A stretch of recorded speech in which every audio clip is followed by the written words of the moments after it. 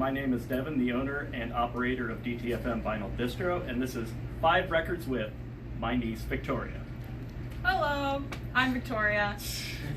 So without further ado, let's get started. Victoria, tell us what that reminds you of. This record reminds me of,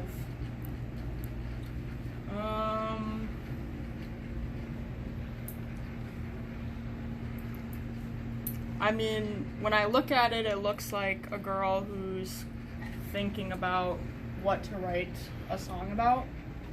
That's kind of accurate. That's what this shows me. All right. This is Carissa Johnson's Only Roses, which was a self-released album.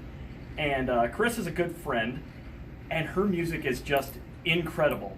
No matter who I show her music to, whatever musical taste they have, they're always impressed by her songwriting and her talent. An amazing live act as well, an amazing person. Pick this one up. If you've never heard of her, look her up. And definitely just pick this one up. It's a fantastic album. All her albums are great, and she self-releases everything. So, classic right there. What about this one? This looks like burned matches. Well, fitting for a band called Burn. For those not familiar with Burn, and there are a lot of people who aren't, and who are into hardcore, Burn was one of the most experimental bands in the hardcore scene. And this was their Death Wish release, Do or Die, and it is full of so many twists and turns that you have no idea where this album's going to end.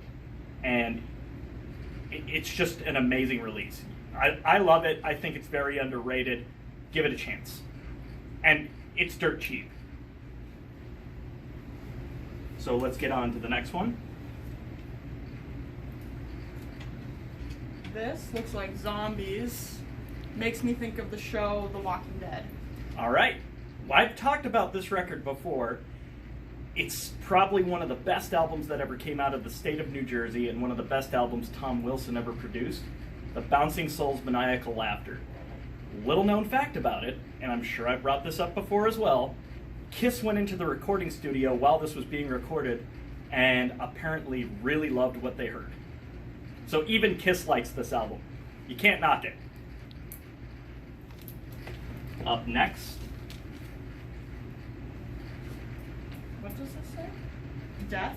Yes. Okay. Well, I see like a Grim Reaper thing, so that's what that kind of reminds me of. Like the Grim Reaper. Fitting for Death. Death, yeah.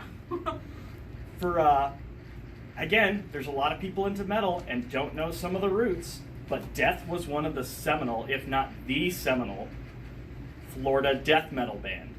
And this album is live recordings in Montreal. It has been sitting in my shop forever. I don't know why anyone hasn't picked it up, because it's Death live in Montreal. It's incredible. Death is one of those incredible acts, and sadly the singer and guitar player Chuck was taken from us too soon, but right there, captured live. And the final one.